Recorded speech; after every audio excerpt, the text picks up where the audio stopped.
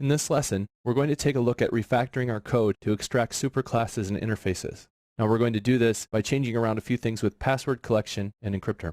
So here, we'll start with password collection, and we'll note that it has an offset integer, and we'll also note that in encryptor, we also have an offset. Now encryptor also has the methods for get and set offset, and so we definitely have those in place already. And we don't have them in place inside of password collection. So let's first make sure that we generate some getters and setters for offset inside of our password collection. So go to source, generate getters and setters for get and set offset. We'll go ahead and select OK, and we'll save that. Now that will create get and set offset within my password collection as well. But now you'll note we have some common code for offset between multiple classes. So the first thing we want to do is extract the offset information into a superclass so that both of them could extend or inherit from the same thing.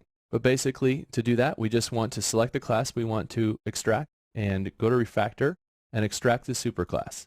And here it'll ask us what do we want to call this. Let's call it offset. We can go ahead and use extracted class where possible if we wanted to have that information. Basically naming offset instead of password collection, it probably won't happen, but we could let it try. And here we're going to select offset, get, and set offset. We're going to extract that into a new class.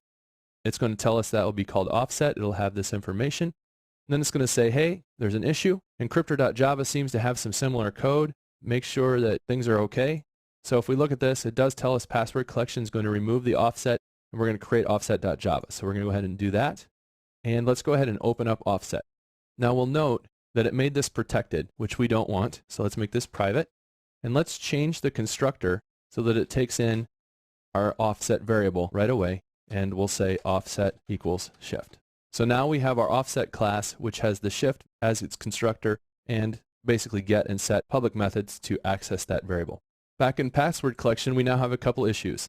First of all, offset no longer exists. So let's change this to make a call to the super method because we're already extending offset. Of course, the call to the super needs to be the first line, so let's go ahead and do that ordering. And the other issue that we'll have is there's still going to be a couple errors here because we're directly referencing the offset variable from previous calls. So let's change this to super.getOffset. And there should be one more down here. And so now we'll save that, and we fixed password collection. Password collection now references offset its superclass. And we could make encryptor extend offset and remove all the offset information, directly again referencing the super, and make that happen. Instead, let's go to offset, and let's say now we want to change this to an interface type, which we can easily reference. So what we can do is select that class that we want to make into an interface, go to refactor, and extract into an interface. Here we'll call this iOffset. We'll go ahead and let it use the extracted type if it can. Check the two members we want. We'll uncheck that we want the interface methods as abstract. That way they aren't abstract, they're just going to be regular public. In fact, we can take off the public check as well. Public is implied in interfaces, so we don't need that. And then we can preview our changes. It'll basically say this is the class we're making, and it'll tell us that it's going to allow the overrides in the offset class that we're already created. So let's go ahead and do that. And now we have an interface called iOffset, which is implemented in offset. And essentially, we can now go to our encryptor, and we can implement the iOffset interface and not have to change any of our code. And so that will happen. And now we have two objects that are interchangeable at the offset level, but the encryptor and the password collection are still separate objects, both of them having an offset available. And so that's how we can extract code from a class into a superclass, and then from a class into an interface, and use that within our code. You'll see there was a little manual refactoring. The last thing I want to look at, now that we have some of that in place, there may be places where we can actually use supertypes rather than declared types like password collection.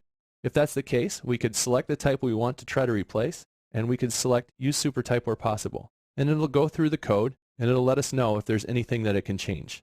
Right now, there's nothing it can change there. And if we want, we can go find any instances of encryptor where it's been used in our project. Then we can go to that data file manipulator where it's used, find encryptor, and see if we can use the supertype there. Basically saying, well, your only supertype is object, so you could try this, but nothing's going to happen. So right now, there's really nothing that we can do to use a supertype where possible, but we still have that ability to check that. So that wraps up our look at extracting the superclass, extracting interfaces, and trying to use the supertype where possible.